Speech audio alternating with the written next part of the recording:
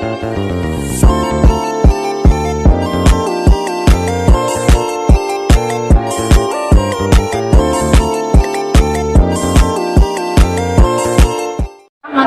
wabarakatuh. Di sini saya akan menjelaskan penjajahan Inggris di Indonesia. Latar belakang: 1. Perebutan kekuasaan dari Belanda atau VOC yang mengalami kebangkrutan. 2. Konflik Eropa.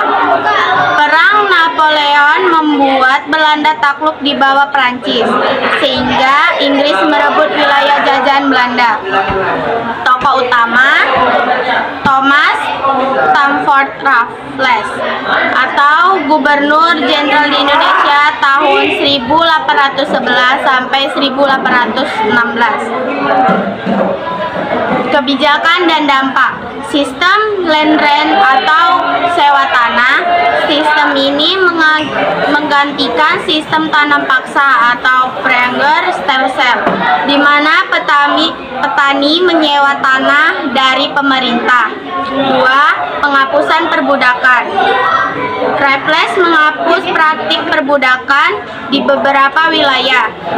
3. Penyusunan birokrasi, mengurangi kekuasaan para bangsawan lokal dan mengatur pemerintahan lebih terpusat. 4. Reformasi pertanahan atau Raffles melakukan sensus penduduk dan mencatat kepemilikan tanah. 5. Penggalian sejarah, melakukan penelitian sejarah budaya Jawa serta menemukan Candi Borobudur. Dampak sosial: 1. Pendidikan. Dimulai pengenalan sistem pendidikan Barat, namun dampaknya terbatas karena masa penjajahan Inggris yang singkat. 2. Hubungan sosial. Munculnya perbedaan kelas antara penduduk asli dengan orang Eropa semakin terasa. Akhir penjajahan: 1.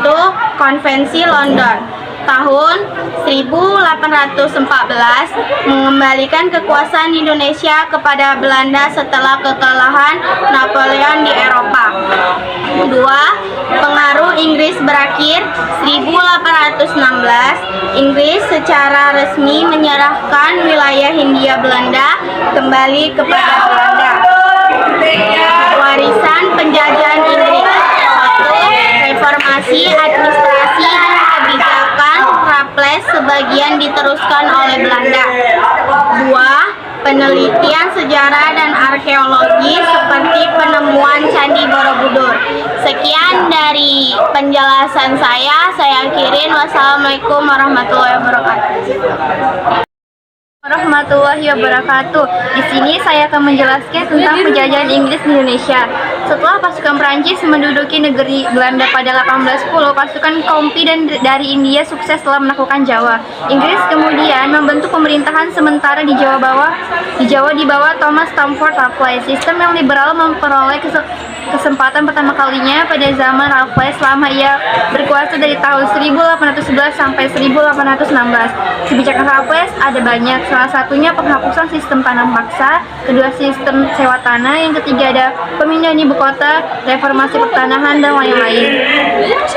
Raffles juga dipengaruhi oleh semboyan revolusi Prancis, yaitu kebebasan, persamaan, dan keadaan.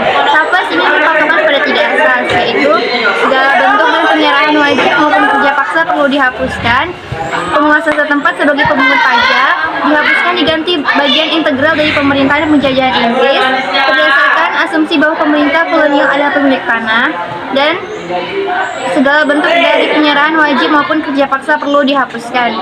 Sebagai tanggung jawab pemerintah, ia membuat sistem land rent atau pajak tanah atau sewa tanah selama waktu pemerintahannya hanya 5 tahun.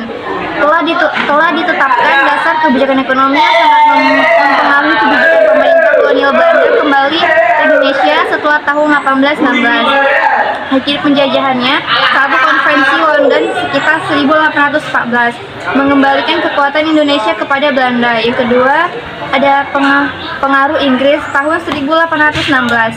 Inggris secara resmi mengetahui wilayah Hindia kembali pada Belanda. Sekian, terima kasih. Wassalamualaikum warahmatullahi wabarakatuh.